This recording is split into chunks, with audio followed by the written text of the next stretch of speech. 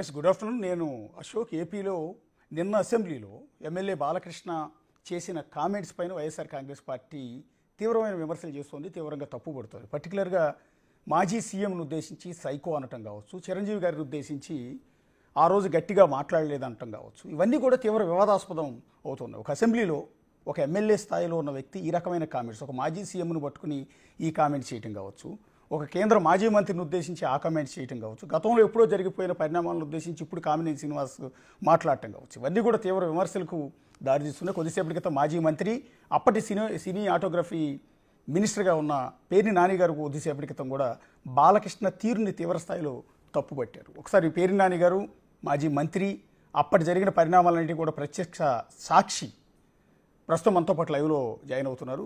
Sir నమస్తే అండి. నాని గారు. సార్ నమస్తే అశోక్ గారు. Yes, exactly. ఇందాక మీ ప్రెస్ మీట్లో మీరు మాట్లాడిందంతా కూడా చూసామండి. వాట్ ఎగ్జాక్ట్ అసలు ఆ రోజు ఇప్పుడు ఆయన బాలకృష్ణ గారు అంటున్నది ఏంటంటే ఎవ్వరూ గట్టిగా మాట్లాడలేదు అనేది ఒకటైతే, కామినేని శ్రీనివాస్ గారు అంటూ ఏంటంటే ఏదో గట్టిగా చిరంజీవి గారు అరవబట్టే జగన్ గారు వచ్చారు, లేదంటే మంత్రి అంటే పేరు నాని గారినే కలవమన్నారు, ఆయనతో మాట్లాడుకుని వెళ్ళిపోమన్నారు, చిరంజీవి గారు గట్టిగా నిలదీయటంతోనే జగన్ గారు దిగొచ్చారు అన్నట్టుగా కామినేని గారు మాట్లాడారు. ఫస్ట్ ఆఫ్ ఆల్ కామినేని గారి గురించి మనం మాట్లాడదాం. ఏం చెప్తారు సార్? కామినేని శ్రీనివాస్ గారికి అర్జెంటుగా మంత్రి అయిపోవాలి, ఇక మళ్ళీ పోటీ చేయనేది చెప్తున్నా అంట. ఆయన ఎప్పటికప్పుడు అట్టాగే చెప్తుంటాడు, ప్రతి ఎలక్షన్లో కూడా ప్రతిసారి పదలో ఉన్నప్పుడల్లా ఈసారి పోటీ చేయను అంటూ ఉంటాడు, మళ్ళీ వచ్చేస్తుంటాడు ఆయన. కాదే ఈ టర్మ్లో ఆయన మంత్రి అవుతానని ఎక్స్పెక్ట్ చేశాడు. ఓకే. కానీ మంత్రి అవ్వాల. అమిత్ షా వచ్చి ఒక్క దెబ్బ వేసాడు, మామిడి మీద ఒక్కటి కొట్టాడు. ఓకే. అంటే అమిత్ షా మీకు గుర్తుండి ఉంటే కనుక జరిగిన నేపథ్యం, మంత్రివర్గ కూర్పు నేపథ్యంలో అర్ధరాత్రి పూట వచ్చాడు అమిత్ షా గారు, మీకు గుర్తుందేమో లేదో. ఓకే. అర్ధరాత్రి 12 గంటలకు 1 గంటకు నారా చంద్రబాబు నాయుడు గారి నది ఒడ్డునున్నటువంటి ఆయన నివాసంలోకి అక్కడ మీటింగ్ జరిగింది. అవునండి. ఆయన వచ్చి నాకు సత్యప్రసాద్ అంటే ఏడుగురికి ఒకళ్ళ చొప్పున వాళ్ళు ఏదో సూత్రం పెట్టుకున్నారంటండి. 7 ఎమ్మెల్యేలు ఉంటే ఒకళ్ళు. అవునండి. 7 ఎమ్మెల్యేలు ఉంటే వీళ్ళకి ఉన్నది 8 మంది అనుకుంటా. అవునండి. ఈ 8 మందిలో 7 ఉన్నారు కాబట్టి ఒకటే అని చెప్పారు. ఆ ఒకటి ఎవరు కావాలంటే సత్యప్రసాద్ పేరు చెప్పేసి వెళ్ళిపోయాడు ఆయన. అవునండి. పాపం చంద్రబాబు నాయుడు గారికి అయితే మనసు నిండా 2 చెప్తాడేమో ఏ పేరు చెప్పకుండా బాబు మీ ఇష్టం బాబు గారు మీరు వేసుకోండి అంటే కామినేని శ్రీనివాస్ వేసుకునేవాడు. ఓకే. ఎందుకంటే ఊరికే ఆయన పువ్వు గుర్తులో ఉంటాడు కానీ అది మొత్తం అంతా ఆయన తెలుగుదేశం పార్టీ. ఓకే. అసలు నిన్న అసందర్భం కూడా కదా కాదు ఆయన. సార్ ఆ రోజు ఎప్పుడో జరిగిపోయిన పరిణామాన్ని నిన్న అసెంబ్లీలో ప్రస్తావించడం అసలు నిజంగా అసందర్భం అనిపించింది. అదే చెప్పేది, మంత్రి పదవి కావాలి, సంవత్సరం అయిపోయింది, ఒకటి ఖాళీ ఉంది, ఆ ఒకటో లేదా సత్యప్రసాద్ని పీకే ఏమన్నా షఫ్లింగ్ అంటున్నారు కదా, షఫ్లింగ్లో సత్యప్రసాద్ని పీకే ఏమన్నా తను వేస్తారా, లేదా ఒకటి ఖాళీ ఉంటే ఒకటి తనకేమన్నా వేస్తాడో అని ఆశతో మాట్లాడటమే. ప్యూర్లీ మంత్రి పదవి కోసం నారా చంద్రబాబు నాయుడు గారి దగ్గర మార్కులు కొట్టేయడం కోసమే ఇదంతా కూడా ఈ తాపత్రయం. సార్ ఆ రోజు మీరు ప్రత్యక్ష సాక్షి, మీరు ఆ రోజు కన్సర్న్ మినిస్టర్ కూడా, సినిమా ఇండస్ట్రీతో మొదట మాట్లాడింది మీరు, జగన్ గారి దగ్గరికి తీసుకెళ్ళింది మీరు, టికెట్ రేట్లు పెంచడానికి కోఆపరేట్ చేసింది మీరు. వాట్ ఎగ్జాక్ట్ అసలు ఏం జరిగింది సార్? ఆ రోజు సినిమా టీం అంతా వచ్చింది, రాజమౌళి గారు, చిరంజీవి గారు, ప్రభాస్ గారు, మహేష్ గారు, ఆర్ నారాయణమూర్తి గారు, ఇలా పోసాని కృష్ణమురళి గారు, వీళ్ళందరూ కూడా ఆ రోజు వచ్చారు. ఆ టీంలో మీరు కూడా లోపలికి వెళ్ళారు, ఆ మీటింగ్లో మీరు కూర్చున్నారు. వాట్ ఎగ్జాక్ట్ ఏం జరిగింది సార్? నేను లోపలికి వెళ్తాం కదా సార్, నేనే ఇదంతా కోఆర్డినేట్ చేసింది, రిసీవ్ చేసుకుని లోపలికి తీసుకెళ్ళింది నేనే. వాళ్ళందరినీ చైర్లో కూర్చోబెట్టి కాఫీ సర్వ్ చేసి, సార్ ఆయన ఆఫీసర్లతో మాట్లాడుతున్నారు తీసుకొచ్చేస్తాను సార్ అని చెప్పి లోపలికి వెళ్ళి ఛాంబర్లో ఆయన అప్పటికే సినిమా అంటే చిరంజీవి గారు వాళ్ళు వీళ్ళందరూ ఏం అడగచ్చు, తర్వాత మనం ఎంతవరకు మనం వాళ్ళకి చెప్పచ్చు, ఇలాంటివన్నీ ఆయన డిస్కస్ చేసుకుని వచ్చారు ఆయన. నేను వెళ్ళి చెప్పడం, సార్ చిరంజీవి గారు వాళ్ళు వచ్చేసారని, కానీ వెంటనే గబాన్ లేచి వచ్చేసారు స్పీడ్గానే వచ్చి కూర్చుని అందరూ ఆయన రాగానే బొకే ఇచ్చారు, అందరూ కలిసి శాలువా కప్పారు, బొకే ఇచ్చారు, కూర్చొని మాట్లాడారు. అన్నీ మాట్లాడిన తర్వాత వీళ్ళ టాక్స్ అన్నీ అయిపోయిన తర్వాత చిరంజీవి గారిని, రాజమౌళి గారిని, మహేష్ బాబు గారిని, ప్రభాస్ గారిని, ఇంకొక ఆయన ఏదో విజయ్ ప్రసాద్ ఏదో ఉందండి, ఆయన బారుగా ఉంటాడు, నాకు పేరు గుర్తురాట్లా, ఆయన కూడా వచ్చారు. ఓకే. సీఎం గారి ఛాంబర్లోకి తీసుకెళ్ళి యాంటీ రూమ్లో కూర్చున్నాం అక్కడ. ఓకే. కూర్చునే అంటే మరి ఇలా మాట్లాడైతే యాంటీ రూమ్లోకి ఎందుకు తీసుకెళ్తాడు? అవునండి. రెండోది అసలు ఇప్పుడు చిరంజీవి గారు ఆయన నెగోషియేట్ చేశాడు. నేను ఇండస్ట్రీ తరపున మేము ఒక నిర్ణయం తీసుకున్నామండి, ఇలా సినిమా రేట్లు ఇలా కంట్రోల్ చేయాలి, లేకపోతే ఇలా జరుగుతుంది, ఇది కరెక్ట్ కాదు. కొన్నాళ్ళకి సినిమా థియేటర్లు ఇదివరకు ఎన్ని థియేటర్లు ఉండేవి, వాళ్ళ ఎన్ని థియేటర్లు ఉన్నాయి? లేవు కదా. పోను అసలు థియేటర్లు కూడా ఉండవనేది ఆ రోజు జగన్మోహన్ రెడ్డి గారి ఆలోచన. ఇప్పుడు కూడా వాస్తవం ఎవరినన్నా అడగండి, ఇదే రీతిలో వెళ్తే ఎక్కువ సినిమా హాల్స్ అనేది దొరకకుండా వెళ్ళిపోతాయి మీకు. అవునండి. కొన్నాళ్ళు సినిమా హాల్స్ అన్నీ కూడా ఫంక్షన్ హాల్స్ కిందను అన్నిటి కింద మారిపోవాల్సిందే. అవునండి. అయితే కళ్యాణ మండపాలు అవ్వాలి, లేదంటే కనుక కాంప్లెక్స్లు అయిపోవాల్సిందే. అవునండి. ఇప్పుడు మీరు నేరుగా సీఎం గారి దగ్గరికి వాళ్ళందరినీ కోఆర్డినేట్ చేశారు, తీసుకెళ్లారు, మీటింగ్లో కూర్చోబెట్టారు, మీటింగ్లో వాళ్ళ సమస్యలు వాళ్ళు చెప్పుకున్నారు. సార్ దీనికి ఇదొకటే కాదు సార్, దీనికి ముందు చిరంజీవి గారు నాతో మాట్లాడితే ఆయన ఏమన్నారంటే, నాని ముందు అసలు మాతో నువ్వు వచ్చి మాట్లాడు. ఓకే. మాతో నువ్వు వచ్చి అంటే ముందు ఆయన అన్నారు, నేను నీతో వచ్చి మాట్లాడతానని అన్నారు.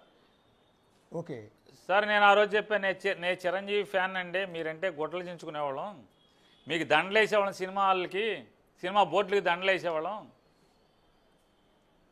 ఇప్పటికీ మీ సినిమా ఏదున్నా సినిమా పిచ్చే మిమ్మల్ని చూస్తూనే ఉంటాం, వెళ్తాం, ఫస్ట్ డేకి వెళ్తాం. మీరు రావటం ఏంటి సార్, నేనే మీ ఇంటికి వస్తాను, కాదు సీఎం గారికి ఒక మాట చెప్పి వస్తానని చెప్పి జగన్ గారితో, సార్ చిరంజీవి గారు సినిమా ఇండస్ట్రీ సమస్యలన్నీ చెప్తా అంటున్నారు, నన్ను రమ్మంటున్నారు, నేను వెళ్దామని చెప్పాను. వెళ్ళరానని అన్నీ వినిరా, వచ్చాక మన ఇద్దరం మాట్లాడుకుని ఏం చేయాలో మాట్లాడదామని చెప్పారు. చిరంజీవి గారి ఇంటికి వెళ్ళాను. నేను చిరంజీవి గారి ఇంటికి వెళ్ళినప్పుడు సినిమా పెద్దలందరినీ కూడా చిరంజీవి గారు బ్రేక్ఫాస్ట్కి పిలిచారు. ఓకే. ఆ మీటింగ్లో రాజమౌళి గారు ఉన్నారు, నాగార్జున గారు ఉన్నారు, ఇంకా చాలామంది ఉన్నారు, వాళ్ళందరూ వచ్చారు. ఓకే. వచ్చి సినిమా వాళ్ళు చాలామంది, ఒక 15 మంది ఎంతమంది వచ్చారు. బ్రేక్ఫాస్ట్ చేస్తా, కాఫీ తాగుతాం, మాట్లాడుకున్నాం. మాట్లాడిన తర్వాత అన్నీ నేను మొత్తం నోట్ చేసుకున్నాను, వారు చెప్పేవన్నీ కూడా.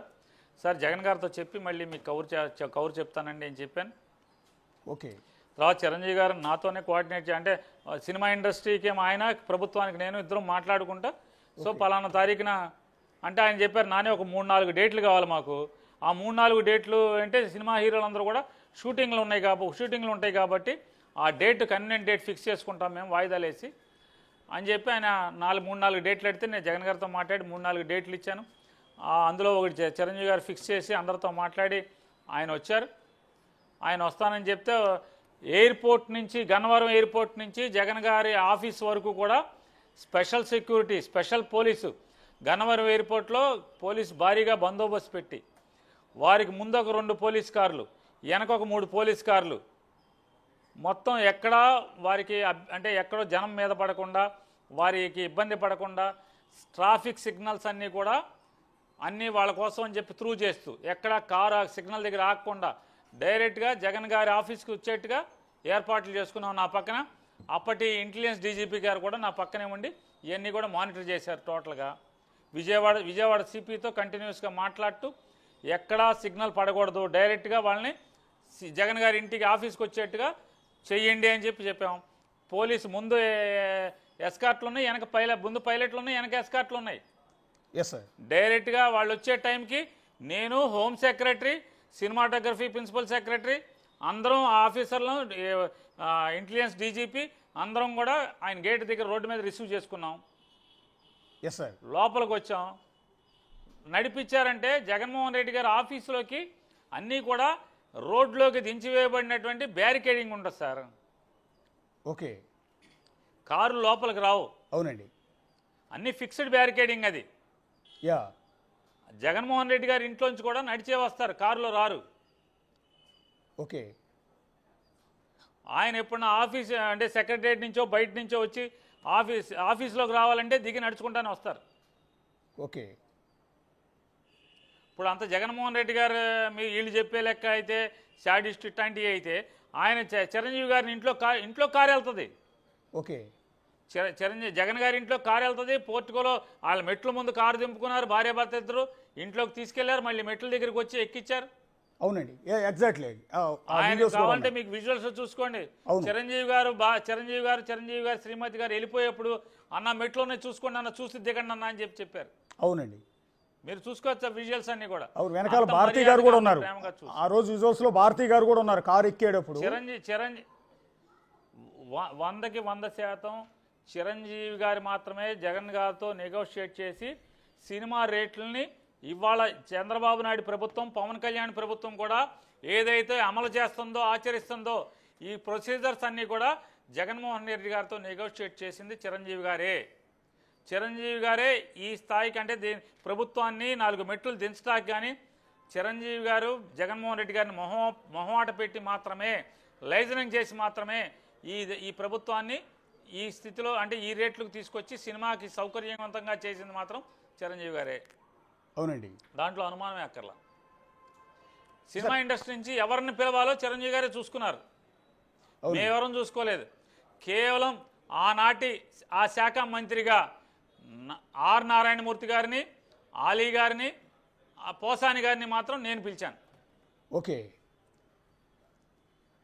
అంటే అవమానం ఏదో జరిగింది కాదండి, అవమానం జరిగింది, అవమానించారు, చిరంజీవి గారిని అవమానించారు, ఇట్లా చాలా ప్రచారం చేశారు. నిన్న కూడా అసెంబ్లీలో ఆయన కామినేని శ్రీనివాస్ గారు అదే ప్రస్తావన తీసుకొస్తున్నారు. బాలకృష్ణ గారు కూడా అదే మాట అంటారు. నిజంగా అవమానం ఆస్కారం ఉందా? అవమానం చిరంజీవి గారికి నిజంగా అవమానం జరిగేంత పరిస్థితులు ఆ రోజు ఉన్నాయా? సార్ సాక్షాత్తు చిరంజీవి గారు నిన్న ఆయన ప్రెస్ నోట్ రిలీజ్ చేశారు. అవును.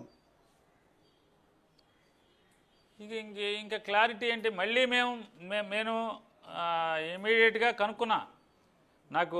నేను బొత్స సత్యనారాయణ గారు మాట్లాడుకుని నేను రాత్రి నాని ఒకసారి చిరంజీవి గారి కాదా చెక్ చేయమంటే చిరంజీవి గారి అఫీషియల్ పిఆర్ఓ వంశీ అనే ఆయనకి ఫోన్ చేసి నేనే మాట్లాడా. వంశీ గారు, ఇది మెగాస్టార్ గారు ఇచ్చిందా లేదా ఎవరన్నా మీడియాలో ఫేక్గా దీనికి పంపించారా అని చెప్పని. అవును. టీవీ9లో టాప్ ఉన్న వాళ్ళని అడిగాను, అలాగే ఎన్టీవీలో టాప్లో ఉన్న వాళ్ళని అడిగాను. బాబు ఈ లెటర్ మీకు ఎక్కడది, ఎందుకని మీరు తొందరపడి వేసేస్తున్నారు, ఈ లెటర్ ఎక్కడదని కూడా అడిగాను. లేదు సార్ ఇది అఫీషియలే అన్నారు. నేను అప్పుడు బొత్స గారు నాని ఒకసారి చెక్ చేయమని చెప్పిన తర్వాత నేను వంశీ గారు అని ఆయనతో మాట్లాడాను. ఏమంటే ఇది మెగాస్టార్ గారిదా కాదా అంటే లేదండి 100% మెగాస్టార్ గారు ఇండియాలో లేరు, ఆయన చెప్తేనే నేనే పంపించాను, దీన్ని మీకేం అనుమానం అక్కర్లేదని చెప్పారు. ఓకే. ఇక చిరంజీవి గారు అంతటోడు ఆయన చెప్పిన తర్వాత లేదు మహేష్ బాబు గారు, రాజమౌళి గారు, లేదా మన ఈయన ప్రభాస్ గారు ఉన్నారు, ఎవరినో ఒకరిని చెప్పానండి ఏం అవమానం జరిగిందో. మరి అంత కార్డియల్ రిలేషన్స్తో, అంత మర్యాదపూర్వకంగా ఆహ్లాదకరమైన వాతావరణం. మహేష్ బాబు గారు అన్నారు యాంటీ రూమ్లోకి వెళ్ళిన తర్వాత, సీఎం గారు మీరింత సరదా మీ మీద చాలా నెగిటివ్గా బయట మాట్లాడుతుంటారు, మీరేమో ఎంతో సరదాగా ఉంటున్నారు, నాకే ఆశ్చర్యంగా ఉంది, చాలా సరదాగా మాట్లాడుతున్నారు, మధ్య మధ్యలో మనం సరదాగా కూర్చుని మాట్లాడుకుంటాకి సంవత్సరానికి ఒకసారి పిలవండి వచ్చి కాఫీ తాగి వెళ్తామని చెప్పి మహేష్ బాబు గారి నోట్లో ఆయనే మాట్లాడాడు. ఓకే. ఆయన మాట్లాడారు, సరదాగా మీరు చాలా సరదాగా ఉన్నారు, సంవత్సరానికి ఒకసారి పిలవండి, సరదా మంచి వాతావరణం ఉంటుంది మనందరికీ అని చెప్పని. అంటే ఆ రోజు ప్రభుత్వం ఒక వీడియో క్లిప్ రిలీజ్ చేసింది. ఆ వీడియో క్లిప్ మీద కూడా కొంతమంది దుష్ప్రచారం చేశారు. చిరంజీవి గారు ఆ వీడియోలో చేతులు జోడించి, సరే సీఎం స్థాయిలో ఉన్న వ్యక్తికి చేతులు జోడించడం అనేది పెద్ద తప్పేం కాదు, అక్కడ వయసు తారతమ్యాలు కాదు కదా, సీటు సీఎం స్థానానికి గౌరవం ఇచ్చారు, ఇచ్చి మీరు తల్లి లాంటి వారి సినిమా ఇండస్ట్రీకి మమ్మల్ని అందరినీ కూడా మీరే ఆదరించాలన్నట్టుగా ఒక విజ్ఞప్తి చేశారు. ఆ వీడియోను కూడా చాలామంది తప్పుపట్టారు. నిన్న అవమానం జరిగింది అంటే చిరంజీవి గారు దండం పెట్టడం లేకపోతే రిక్వెస్ట్ చేయటం కూడా తప్పుపట్టే పరిస్థితులు నిన్న అసెంబ్లీలో డిస్కషన్లో వచ్చింది. సార్ నేను అడుగుతాను, మొన్న రేవంత్ రెడ్డి గారు దగ్గర కూడా సినిమా వాళ్ళు ఇప్పుడు 2-3 సార్లు వెళ్ళారు, అందరూ దండం పెడుతున్నారు కదా. అవును. అంటే రేవంత్ రెడ్డి గారికి దండం పెడితే తప్పు లేదు, పవన్ కళ్యాణ్ గారికి అందరూ కూడా చేతులు జోడించి దండం పెట్టారు కదా సినిమా వాళ్ళు, ఆయన ఉప ముఖ్యమంత్రి అయిన తర్వాత. Yes sir. అది తప్పు లేదు. జగన్మోహన్ రెడ్డి గారి కంటే చిరంజీవి గారు దండం పెట్టి చిరంజీవి గారు ఏమన్నా మేము వెళ్ళేప్పుడు అందరం కూడా సార్ మీరు దండం పెట్టండి సార్ చిరంజీవి గారు అని చెప్పి ఏమైనా చెప్పి పంపించామేంటండి? చిరంజీవి గారికి ఎవరైనా చెప్పగలరా సార్ మీరు దండం పెట్టండి అని ఎవరైనా చెప్పగలరా చిరంజీవి గారికి? చిరంజీవి గారి హుందాతనం సార్, ఆయన ఎవరికైనా అట్లాగే గౌరవిస్తారు. బేసిక్గా ఆడియో ఫంక్షన్లో మనం చూస్తుంటాం, బయట కార్యక్రమాల్లో చూస్తుంటాం, ఆయన రాజకీయాల్లో ప్రజారాజ్యం పెట్టినప్పుడు కూడా చూసాం. ఎవరినైనా గౌరవిస్తారు. చిరంజీవి గారి నేచర్ అది. మిగిలిన వాళ్ళకంటే కూడా పరుష పదజాలం పెద్దగా వాడరు, చాలా హుందాగా డీసెంట్గా, చిన్న పెద్ద అనేది కాదు. చిరంజీవి గారి నేచరు వాళ్ళ తమ్ముడికి తెలవకపోవటం, చిరంజీవి గారి నేచరు ఆయన పార్టీలో ముఖ్యుడిగా తిరిగినటువంటి కామినేని శ్రీనివాస్కి తెలవకపోవటం, ఇక అంతకన్నా వాళ్ళ దౌర్భాగ్యం, ఆ ఇద్దరు దౌర్భాగ్యం అంతకన్నా ఇంకేముంటుంది చెప్పండి. ఒక్క నిమిషం సార్, ఒక్క నిమిషం. ఆ రోజు సీఎం గారితో, అంటే అప్పటి సీఎం జగన్మోహన్ రెడ్డి గారి ముందు మీ సమక్షంలో జరిగిన మీటింగ్లో చిరంజీవి గారు ఏం మాట్లాడారు, అప్పటి సీఎం గారు ఏం రెస్పాండ్ అయ్యారు? ఒక్కసారి ఆ వీడియో క్లిప్ ప్లే చేసి మీ దగ్గరికి వస్తాను, ఒకసారి ప్లే చేయండి పీసీఆర్. కల్పించేందుకు చాలా చాలా ధన్యవాదాలండి. అయితే మనకి మీరు మీ అభిప్రాయాలు కానివ్వండి, మీరు తీసుకునే నిర్ణయాలని ఎప్పుడు మేము గౌరవిస్తాం. ఎందుకంటే ఇవారు ప్రో పూర్ గవర్నమెంట్ అండ్ పేద ప్రజానీకానికి ఏదైనా సరే వాళ్ళకి అందుబాటులో ఉండాలి అనే అభిప్రాయాన్ని మేము గౌరవిస్తూ, అదే సమయంలో ఇండస్ట్రీ కూడా వేల మంది బతుకుతున్నారు కాబట్టి ఇలాంటి ఇండస్ట్రీలో ఏదైనా పెరుగుతున్న ఖర్చుల దృష్ట్యా కానివ్వండి, అదే రెవెన్యూ, అదే రిటర్న్స్ కూడా ఉంటే బాగుంటుంది అన్న సదుద్దేశంతో మేము మీ యొక్క అభిప్రాయాలని దృష్టిలో పెట్టుకుని, మీరు ప్రజలకు ఇచ్చిన మాటను కూడా దృష్టిలో ఉంచుకొని మేము ఇంటర్నల్గా మేము ఎంతో చర్చించుకోవడం జరిగిందండి. మీరు కూడా కొంత ఉభయులకి సామరస్యంగా ఉండేలాగా, ఉభయులకి ఉపయోగపడే విధంగా మీరు మధ్యంతరంగా నిర్ణయం తీసుకోవడం అనేది చాలా చాలా బాగుందండి. ఈ ఫిగర్స్ వచ్చిన తర్వాత మాకు తెలిసిన తర్వాత అందరం సంతోషించాం. అండ్ ఖచ్చితంగా ఇది మా అందరికీ చాలా వెసులుబాటు, హోల్ ఇండస్ట్రీ అంతా, ఎస్పెషల్లీ ఎగ్జిబిట్ రంగానికి సంబంధించి మీరు తీసుకున్న నిర్ణయాలకి నాకు ఇంకొక మాట లేదండి. Very very happy. Thank you so much. ఇందులో ఎవరు కూడా విభేదించేది లేదండి. అందరి మాటల్ని మేము తీసుకుని వాళ్ళ అభిప్రాయాలు సేకరించి వారందరి మాటగా, సినిమా పరిశ్రమ మాటగా మీరు తీసుకున్నటువంటి నిర్ణయాలు కానివ్వండి, ఈ టికెట్ రేటు కానివ్వండి, ఈ కేటగిరీస్ వైజ్గా మీరు విభజించిన విధానం, ఇంత ఎక్సర్సైజ్ మీరు చేయటం అది అందరికీ ఆనందమైన విషయం అండి. దానికి ప్రత్యేకించి మీకు ధన్యవాదాలు తెలియజేస్తున్నానండి. ఓకే ఖ్యాతి పొందుతూ అదే చిరంజీవి గారు చాలా నవ్వుతూ, రెగ్యులర్గా చిరంజీవి గారు ఎలా మాట్లాడతారో అలాగే మాట్లాడి, ఎక్కడ అసహనం కానీ, ఇబ్బంది పడుతున్నట్టు కానీ, అగౌరవానికి ఫీల్ అయినట్టు కానీ, గట్టిగా ఆయన కామినేని గారు చెప్తున్నట్టు, బాలకృష్ణ గారు చెప్తున్నట్టు గట్టిగా అరిచినట్టు కానీ అలాంటి పరిస్థితులు ఎక్కడ కనిపించట్లేదు. అంటే ఆ వీడియో చూసి నాకు అనిపిస్తున్నది నానిగారు. సార్ ఇప్పుడు చెప్తున్నా కదా సార్, ఇప్పుడు ఎయిర్పోర్ట్ నుంచి జగన్ గారి ఆఫీస్ వరకు ఎంత పోలీసుని ఎంత జాగ్రత్త తీసుకుని, అంటే మామూలుగా సినిమా వాళ్ళు ప్రేక్షకులు కానీ లేదా ప్రజలు కానీ ఎవడన్నా వీళ్ళ కారు మీదకి పడిపోవటం, వచ్చి ఫోటో ఏదో కారు ఆపేసి ఏదో రచ్చ చేయటం, సినిమా వాళ్ళు ఆ స్థితి అనేది కలగకుండా టోటల్గా పోలీసు బందోబస్తు ఎలా పెట్టాం, వారికి ముందు వెనక ఎంత బందోబస్తు పెట్టాం, సిగ్నల్స్ దగ్గర ఎంత కేర్ తీసుకున్నాం, వారి ఇంటికి వచ్చే వరకు, వాళ్ళ మళ్ళీ ఎయిర్పోర్ట్కి వెళ్ళే వరకు కూడా అదే కేర్ తీసుకున్నాం. ఎయిర్పోర్ట్కి వెళ్ళే వరకు కూడా మరి అంత మర్యాదగా చూస్తే వాళ్ళకి అరవటం ఏంటి? అసలు వచ్చిందే జగన్మోహన్ రెడ్డి గారు రమ్మని పిలిచిందే ఆయనతో మాట్లాడుకుంటా కదా. కానీ నిన్న బాలకృష్ణ గారు ఇంత పాపం, ఇంతకన్నా పాపం ఇంకే. నిన్న బాలకృష్ణ గారు అసెంబ్లీలో మాట్లాడింది ఒకసారి ప్లే చేయండి. అప్పుడు అందరూ ఇండస్ట్రీ కలవడానికి వెళ్ళినప్పుడు సైకో గారిని చిరంజీవి గారు గట్టిగా అడిగితే అప్పుడు ఈయన వచ్చాడంది అబద్ధం. గట్టిగా ఎవడు అడగలేదు అక్కడ. అది మీరు అన్నారు ఇందాక, ఏదో గట్టిగా అడిగితే ఈయన వచ్చాడు మళ్ళీ కలవడానికి, లేకపోతే ఏదో సినిమాటోగ్రఫీ మినిస్టర్ కలవమన్నారు అని. ఏంటంటే ఐ డినై దిస్ అండి. అవి మిగతాన్ని ఓకే, అవమానించడం ఆయన ఓకే, ఏదో ఆయన పెద్ద గట్టిగా చెప్తే ఆయన దిగొచ్చాడంట. కలవడానికి, లేకపోతే సినిమాటోగ్రఫీ మినిస్టర్ని కలవమన్నా అంట. మనం కూడా నాకు ఇన్విటేషన్ వచ్చింది ఇక్కడ ఫిల్మ్ డెవలప్మెంట్ ఒక లిస్ట్ తయారు చేయమని. నాది 9వ పేరు వేశారు. అది ఎవరో ఈయన నేను అడిగాను కూడా, దుర్గేష్ గారిని కూడా అడిగాను, గౌరవ సినిమాటోగ్రఫీ మంత్రి కూడా అడిగాను నేను, ఎవడో అడి వేసిందని. The respect a human being, even be opposition or us. 9వ పేరు వేశారు. Yes sir. ఓకే ఓకే నాన్నగారు, మీరు ఆల్రెడీ ఇది విన్నారు, మళ్ళీ మీ ముందు కావాలని ప్లే చేశాను. ఎట్లా ఆ సైకో గాడిని కలవటానికి వెళ్ళినప్పుడు ఇది ఎందుకో యాజ్ ఏ జర్నలిస్ట్గా పబ్లిక్ అంతా చూస్తున్నారు, మీరున్నారని కాదు, కానీ నాకు అనిపించిన అంశం చెప్తున్నాను. ఒక అసెంబ్లీ పవిత్రమైన స్థలం, ప్రజలకు సంబంధించి శాసనాలు తయారు చేసే అత్యంత పవిత్రమైన స్థలంలో ఒక మాజీ సీఎంను పట్టుకుని సైకోగాడు అనటం అనేది సీరియస్లీ అబ్జెక్షనబుల్. అంటే నేను మీ పార్టీ కాదు, లేదా వాళ్ళ పార్టీ కాదు, ఇంకోటి కాదు, యాజ్ ఏ జర్నలిస్ట్గా చెప్తున్నాను, సీరియస్లీ అబ్జెక్షనబుల్. అదేమన్నా బయట పొలిటికల్ ప్రెస్ మీట్లో ఏమైనా కామెంట్లు చేసుకోగానే అసెంబ్లీ లాంటి ప్లేస్లో ఒక ఎమ్మెల్యే స్థాయిలో ఉన్న వ్యక్తి ఆ మాట అంటున్నప్పుడు కనీసం స్పీకర్ గారైనా అడ్డుకుని ఉండాల్సిందేమో, నా ఒపీనియన్, నా వ్యక్తిగత ఒపీనియన్. మళ్ళీ దీన్ని ఏదో అసెంబ్లీ దిక్కరణ కిందో లేకపోతే ఇంకో దాని కిందో ఇచ్చేస్తారేమో. అశోక్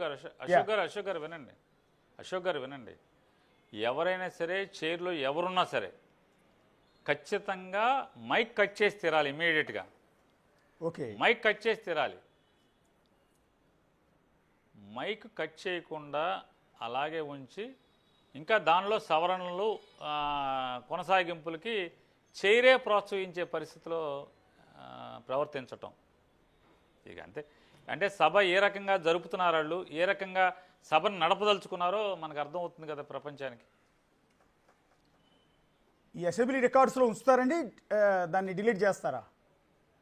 100% రూలింగ్ ఇవ్వలేదు కదా సార్. ఇమీడియట్గా ఆయన రూలింగ్ ఇచ్చుంటే కనుక ఎక్స్పెండ్ చేస్తారు. రూలింగ్ ఇవ్వలేదు కాబట్టి యాజ్ ఇట్ ఈజ్ రికార్డులో ఉండిపోద్ది. ఆల్రెడీ అది గజెట్లో బయటకు వస్తుంది, ప్రింట్ అయ్యి డిజిటల్ రికార్డులో కూడా ఉండిపోతుందండి.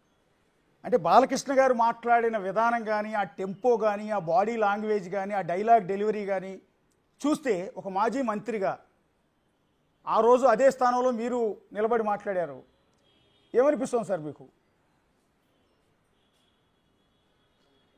ఏం చేస్తాం, ఇక అసెంబ్లీకి కూడా లోపలికి వెళ్ళేప్పుడు సభ్యులకు కూడా బయట గొట్టం పెడతారు కదా నోట్లో అండి పోలీసులు. డ్రంక్ అండ్ డ్రైవ్ టెస్ట్కా బ్రీత్ అనలైజర్స్ ఏదో అంటారు కదా సార్. ఓకే, బ్రీత్ అనలైజర్స్, ఆ బ్రీత్ అనలైజర్స్ పెట్టే లోపలికి పంపాలేమనిపిస్తుంది. అంటే అంటే మీ ఉద్దేశం ఒకసారి క్లారిటీగా. అంటే ఆయన సాధారణంగా మెదడు అంటే సామాన్యంగా ఏ ఒత్తిడికి లోనవ్వకుండా ఉంటే చాలా విచక్షణతో మాట్లాడతాడు మనిషి అనేవాడు ఎవడైనా. మరి విచక్షణ కోల్పోయి మాట్లాడటం అంటే మరి ఏదో మెదడు మీద ప్రభావం, ఏదో ఒక ప్రభావం లేకుండా రాదు కదా. లేదు ఒకవేళ ఏ ప్రభావం లేకుండా మాట్లాడితే అది మనిషి జన్మ అవ్వదు కదా. అంటే ఆయనకి బ్రీత్ అనలైజర్ టెస్ట్ చేసి మరి అసెంబ్లీ లోపలికి పంపాలి అనటం అనేది సభా హక్కుల చట్టం ప్రకారం ఒకవేళ అది వైలేషన్ కింద వస్తుందేమో. అంటే మీ మాటలు కూడా అది సభా హక్కుల చట్టం ప్రకారం ఒక ఎమ్మెల్యేని అలాగండి. నేను 15 ఏళ్ళు శాసనసభ్యుని చేశానండి, ఇబ్బంది ఏం లేదు. అంటే ఈ మాటలు అన్నందుకు రేపొద్దున మీ మీద నా మీద కేసు పెడతారేమో. విషయాలు తెలుసు, ఈ మాటలు అన్నందుకు, అడిగినందుకు, నన్ను మీ మీద నా మీద. మీరు లోకు కాదు, నేనే లోకు కాబట్టి నా మీద పెడితే పెట్టనండి, ఏమో దాని గురించి. ఓకే, అంటే సభలో మాట్లాడిన ఫేస్ చేస్తాను నేను, ఇబ్బంది లేదు. సభలో మాట్లాడిన ఎమ్మెల్యే అంటే మీ మాటల ఉద్దేశం సభలో ఆ మాటలు మాట్లాడటం వెనక ఆ కన్సర్న్ ఎమ్మెల్యే మద్యం సేవించి ఉండొచ్చేమోనని మీ అభిప్రాయం, అనుమానం? లేదా ఎవరు నేనేది నాకు ఒక అభిప్రాయం. మనుషులు మనం చూస్తే ఇదేంటి ఇట్ట మాట్లాడుతున్నాడు అని అనుకుంటాం కదా. ఓకే, సందర్భం ఏముంది పోనీ ఆయన ఏమన్నా కామినేని శ్రీనివాస్ గారు ఏమన్నా బాలకృష్ణ గారు పేరెత్తాడా, బాలకృష్ణ గారు ఊసి తీశాడా? తెలియదు కదా. లటక్కలు లేచి నుంచుని మాట్లాడటంలో ఏంటి ఉద్దేశం? కడుపులు అంటే చిరంజీవి గారిని కామినేని శ్రీనివాసు జగన్మోహన్ రెడ్డి గారిని అసహ్యంగా తిట్టి జగన్మోహన్ రెడ్డి గారిని ఒక సైకోలాగా చిత్రీకరించి తద్వారా నారా చంద్రబాబు నాయుడు దగ్గర మార్కులు కొట్టేసే ప్రయత్నంలో చిరంజీవి గారిని పైకి లేపితే అది ఓర్చుకోలేకపోయాడు ఈయన అనేది అర్థమవుతుంది కదా మనకి. కొత్తలు ఆడిపోయాడు కదా, అర్థం లేకపోతే ఏముంటుంది? ఆయన ఏమంటాడు, అవమానించడం కరెక్టే కానీ అట్లా ఎవడు గట్టిగా మాట్లాడలేదు, ఐ డెనై దట్ అన్నాడు. ఈయన ఉన్నాడా పోనీ ఆ సభలో? కాదని ఆ సమావేశంలో ఈయన ఉన్నాడా? ఈయన లేడు కదా. ఈయన లేడు, ఆయన లేడు. గమ్మత్తు ఏంటంటే ఆ సమావేశంలో ఆయన లేడు, ఈయన లేడు. చివరిలో నాన్సెన్స్ అని కూడా అన్నట్టున్నాడు ఆయన బాలకృష్ణ గారు. మాట్లాడాడు, అన్నీ మాట్లాడాడు, తప్పే ఉంది. ఇంకోటి వాళ్ళ బావగారు గవర్నమెంట్ని కూడా తిట్టాడు, ఆ మంత్రిని తిట్టాడు. ఎవడా ఎదవా నా పేరు 9వ పేరు రాస్తాడా అని. అంటే వాళ్ళ గవర్నమెంట్లో కూడా మొదటి పేరు రాయలేదు అయింది లిస్టులో.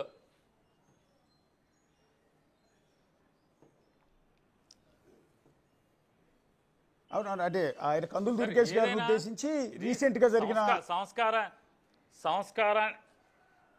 సంస్కారానికి సంబంధించిన వ్యవహారం సార్ ఇది. వీళ్ళకేంటంటే మొత్తం ఈ 164 మందిలో ఈ ప్రభుత్వంలో ఏదో జరిగిపోతుంది సార్, మనకు తెలియంది. ఒకడంటే ఒకడికి పడక, ఒకడంటే ఒకటి ఈర్ష్య, ద్వేషాలు, గుంపులు ముఠాలు. నిన్న కాక మనం చూసాం, మనం పవన్ కళ్యాణ్ గారిని ఆయన ఎవరో నువ్వు అందుబాటులో ఉండలేదు అని చెప్పాడు. అతనేమో నువ్వు వెంటనే పవన్ కళ్యాణ్ ఏం చెప్పాడు, నువ్వు డబ్బుల కోసం బ్లాక్మెయిలింగ్ చేస్తున్నావు ఆ ఎమ్మెల్యే మీద ఎంపడబడుతున్నాడు. ఇంకొకటి ఎవడో నిన్న ఒక ఎమ్మెల్యేనేమో పవన్ కళ్యాణ్ దగ్గర ప్రజాస్వామ్యం లేదని ఒక ఎమ్మెల్యే మాట్లాడుతున్నాడు. ఇంకోటి ఎట్లా రకరకాల ఎవడెవడేంటో అర్థం కావట్లా. ఇది అసలు వీళ్ళదంతా ప్రభుత్వమేనా, లేకపోతే అసలు ఏంటి ఒకరినొకరు తిట్టుకోవటం, ఒకరినొకరు వ్యతిరేకించడం, ఇది గమ్మత్తుగా ఉంది ఇదంతా కూడా. అంటే చిరంజీవి గారు రాసిన లేఖలో ఒక మాట అన్నారండి, బాలకృష్ణ గారు అన్న మాటల్లో కొంత వ్యంగ్యంగా మాట్లాడుతున్నారు నా గురించి అని. సో అంటే చిరంజీవి గారు అక్కడ కొంత హర్ట్ అయినట్టుగా, కొంత ఆయన మనోభావాలు దెబ్బతిన్నట్టుగా అనిపిస్తుంది ఆయన రాసిన లెటర్ని బట్టి చూస్తే. నన్ను ఉద్దేశించి మాట్లాడే సందర్భంలో బాలకృష్ణ గారు వ్యంగ్యంగా మాట్లాడారు అని. సరే అక్కడికి అంటే నేను అదే చిరంజీవి గారు కూడా నాకు థ్యాంక్స్ చెప్తూ అదే చెప్పాను. ఇదే చిరంజీవి గారు ఇదే లెటర్ వాళ్ళ తమ్ముడు మాట్లాడినప్పుడు రాసి ఉంటే ఇంకా చాలా గొప్పగా ఉండేది అనేది నేను భావిస్తున్నాం అనేది నేను చెప్పాను కూడా. అయినా ఇప్పటికైనా రాశారు, ఇప్పటికైనా ఆయన స్పందించారు, థ్యాంక్స్ అనే చెప్పాను. చాలా జగన్ గారి తరఫున, వైఎస్ఆర్ కాంగ్రెస్ పార్టీ తరఫున పేరు నానిగా వారికి థ్యాంక్సే చెప్పాను. ఇప్పుడు బయట బాలకృష్ణ అయితే కడుపు రగిలే చిరంజీవి గారిని కామినేని శ్రీనివాస్ అసెంబ్లీలో పొగుడుతూ భరించలేక తిట్టాడనేది చిరంజీవి గారి మీద పడ్డాడు, దాంతో జగన్ గారి మీద పడ్డాడని నాకు అర్థం అవుతుంది కదా. అంటే బయట ఒక డిస్కషన్ జరుగుతుంది, కారణం అదే. మీ నోటీస్కి వచ్చిందో లేదో, బాలకృష్ణ గారు మామూలుగా హిందూపురం గురించి ఒక మాట మాట్లాడాల. హిందూపురం గురించి కానీ, ఆ జిల్లా గురించి కానీ, రాష్ట్రంలో ఉన్న సమస్యల మీద కానీ, రైతుల సమస్యల మీద కానీ, లేదా జరుగుతున్నటువంటి హింస మీద కానీ, జరుగుతున్నటువంటి దాడుల మీద కానీ, ఈ రాష్ట్రంలో గాడి తప్పిన లాండ్ ఆర్డర్ గురించి కానీ ఎక్కడ ఒక్కరోజు కూడా బాలకృష్ణ గారు లేచి మాట్లాడాల. అంటే బయట ఒక డిస్కషన్ జరుగుతుంది నానిగారు బయట ఒక డిస్కషన్ జరుగుతుంది. నేను బాలకృష్ణ గారి కామెంట్స్ని ఎవరో హర్షించట్లా, యాక్సెప్ట్ చేయట్లా. అది పార్టీలకు అతీతంగా పబ్లిక్ నుంచి కూడా కొంత వ్యతిరేకత వస్తుంది, కొంతగా చాలా వ్యతిరేకత వస్తుంది. అలా అనటం అనేది చిరంజీవి గారిని ఉద్దేశించి మాట్లాడటం కావచ్చు, జగన్ గారిని ఉద్దేశించి మాట్లాడటం కావచ్చు, సభా మర్యాదలను గౌరవించి ఒక పవిత్రమైన అసెంబ్లీలో ఉండి ఆ కామెంట్స్ చేయటం అనేది కరెక్ట్ కాదని ప్రతి ఒక్కళ్ళు అంటున్నారు. కానీ ఇంకో ఆసక్తికరమైన డిస్కషన్ ఏంటంటే, యాక్చువల్లీ అదే ఎవరిని ఉద్దేశించి అయితే బాలకృష్ణ గారు మాట్లాడారో చిరంజీవి గారిని ఉద్దేశించి, అదే చిరంజీవి గారి సోదరుడు మీ కూటమి ప్రభుత్వంలో డిప్యూటీ సీఎంగా మీ పక్కన ఉన్నారు. నిన్నంటే లేనట్టున్నారు ఆయన మాట్లాడినప్పుడు. కానీ మరి ఇది కూటమికి విఘాతం కలిగించే అంశం కాదు కదా. మీ ప్రభుత్వంలో డిప్యూటీ సీఎంగా ఉండి మీకు పొత్తుగా మీకు అండగా నిలబడిన వ్యక్తి సోదరుని ఉద్దేశించి, మెగాస్టార్ చిరంజీవిని ఉద్దేశించి బాలకృష్ణ గారు ఈ కామెంట్ చేయటం వల్ల పవన్ కళ్యాణ్ గారికి కూడా ఇబ్బందే కదా. ఆయన ఎందుకు రియాక్ట్ కావట్లేదు? అయ్యేం ఇబ్బందులు ఉండవు సార్ ప్రస్తుతం. అసలు మామూలుగా వీళ్ళు తన్నుకుని ఏదైనా వాళ్ళకి జగన్ భయం, జగన్ అంటే భయం. ఆ భయంతో వీళ్ళు అంతా ఎన్ని తన్నుకున్నా దుప్పట్లో కుమ్ములాట్లాగా వీళ్ళు కుమ్ముకుంటూ ఉంటారు, తన్నుకుంటూ ఉంటారు, తిట్టుకుంటూ ఉంటారు, కలిసే ఉంటారు. అంటే చాలా విస్తృతమైన లాభాలు ఉన్నాయి కదా, చాలా లాభాలు ఉన్నాయి. అంటే అన్నగారికి లాభాలు కాదు సార్, enjoy అన్నగారు చేయడం కోసం, లాభాల అన్నగారికి మనసు నొచ్చుకున్నప్పుడు, అన్నగారు బాధపడుతున్నప్పుడు తమ్ముడు గారికి ఉండదా? ఏమంటే వాళ్ళ అమ్మగారినే లోకేష్ గారు చాలా ఛానల్స్లో మనుషులను పెట్టి తిట్టించాడు, నా తల్లిని దూషించావు, నీ సంగతి తెలుసా అని చెప్పి ఆయనతోనే చట్టపట్టలు వేసి తిరుగుతున్నాడు. తమ్ముడు అని వాటేసుకుంటున్నాడు, ఆయన అన్నయ్య అని వాటేసుకుంటున్నాడు, ఇద్దరు కలిసి. ఇక మనం ఏం చేస్తాం ఇక? యా, థ్యాంక్ యూ రాణి గారు. మీరు ఆల్రెడీ అర్జెంటుగా వెళ్లాల్సి ఉన్నట్టుంది, బహుశా చాలా టైం వాల్యుబుల్ టైం ఇచ్చారు. ఎస్, ఆ రోజు ప్రత్యక్ష సాక్షి పేర్ని నాని గారు, ఇప్పుడు మనతో మాట్లాడిన వ్యక్తి ప్రత్యక్ష సాక్షి. ఆ రోజు ఏం జరిగింది? యాక్చువల్గా ఆ రోజు సినిమా ఇండస్ట్రీ టికెట్ రేట్ల పెంపుకు సంబంధించి వివాదం నడుస్తున్న సందర్భంలో ఎంటైర్ కోఆర్డినేట్ చేసి, మొదట లీడ్ చేసి చిరంజీవి గారి ఇంట్లో ఒకసారి మీటింగ్ పెట్టి, చిరంజీవి గారు, నాగార్జున గారు, ఇట్లా పెద్ద హీరోలందరితో కూడా సమక్షంలో పేర్ని నాని గారు మీటింగ్ పెట్టి, ఆ తర్వాత జగన్ గారితో మీటింగ్ అరేంజ్ చేసి, హైదరాబాద్ నుంచి ఇక్కడ వరకు వచ్చిన యాక్టర్స్ అందరినీ కూడా ఎయిర్పోర్ట్ దగ్గర నుంచి భారీ భద్రతా ఏర్పాట్ల మధ్య జగన్ గారి ఇంటి దగ్గరికి తీసుకెళ్ళి కూర్చోబెట్టి కండక్ట్ చేసి మాట్లాడించిందంతా కూడా ఆ రోజు మంత్రిగా ఉన్న పేర్ని నాని గారు. సో ప్రత్యక్ష సాక్షిగా ఆ రోజు ఏం చూశారో వాళ్ళు అదే ఆయన చెప్తూ ఉన్నారు. ఇక అసలు నిన్న అసందర్భం, కామినేని శ్రీనివాస్ గారు అసెంబ్లీలో ఆనాడు సినిమా ఇండస్ట్రీ చిరంజీవి గారు వీళ్ళందరూ వచ్చిన సందర్భంలో ఏం జరిగిందని ఆయన ఎందుకు ప్రస్తావించారో ఎవరికి అర్థం కావట్లా. దాన్ని లీడ్ తీసుకుని ఆయన గట్టిగా మాట్లాడలేదు, సైకోగాడు దగ్గరికి వెళ్ళినప్పుడు అని ఒక మాజీ సీఎంని ఉద్దేశించి ప్రస్తుత ఎమ్మెల్యే ఆ మాట మాట్లాడటం అనేది తీవ్ర ఆగ్రహానికి కారణమవుతోంది. అది కూటమి ప్రభుత్వానికి కూడా ఇబ్బంది. మరి వాళ్ళు రెక్టిఫై చేసుకుంటున్నారా, లేకపోతే ఇలా ఎవరు ఇది తప్పని ప్రశ్నించిన వాళ్ళందరినీ బండబూతులు తిడుతున్నారా తెలియదు, కానీ తిడతారు కూడా. ఇప్పుడు ఈ రకమైన డిబేట్ పెట్టినందుకు నన్ను కూడా బూతులు తిడతారు నేను అనుకోవటం అయితే.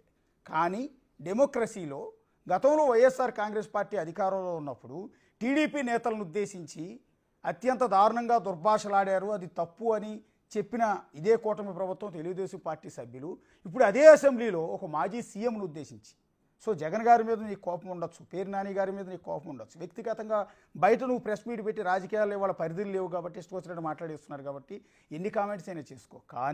కానీ అసెంబ్లీలో 164 సీట్ల మెజారిటీ ఇచ్చి మిమ్మల్ని అందరినీ అక్కడికి పంపించిన అసెంబ్లీలో అత్యంత పవిత్రమైన స్థానంలో ఒక మాజీ సీఎంను ఉద్దేశించి, నిన్నటి వరకు 5 ఏళ్ల పాటు సీఎం స్థానంలో ఉన్న వ్యక్తిని ఉద్దేశించి సైకోగాడు అనటం అనేది మాత్రం చాలా అబ్జెక్షనబుల్.